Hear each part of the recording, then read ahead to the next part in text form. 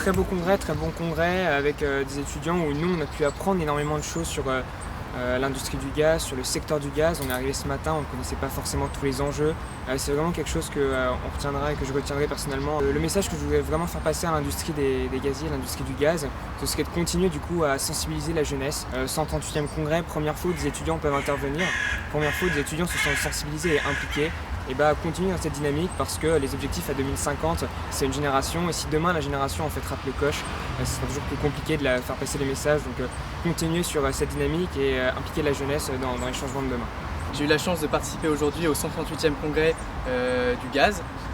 J'ai eu la chance de découvrir un nouveau secteur, et ce qui m'a particulièrement surpris aujourd'hui, c'est l'écart entre l'image qu'on a de ce secteur dans le milieu étudiant et dans les formations qui nous sont proposées par rapport aux opportunités qui sont réellement présentes dans ce secteur et au potentiel, notamment pour aider dans la transition vers la neutralité carbone et aux nouvelles technologies à bas carbone, notamment tout ce qui était autour de l'hydrogène, du biométhane.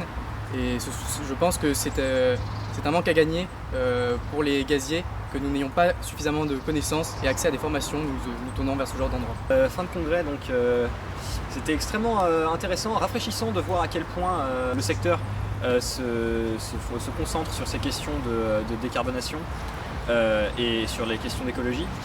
C'était donc très surprenant en bien et ça m'a fait réaliser à quel point ce secteur m'était inconnu et à quel point il était assez peu présenté dans mes formations.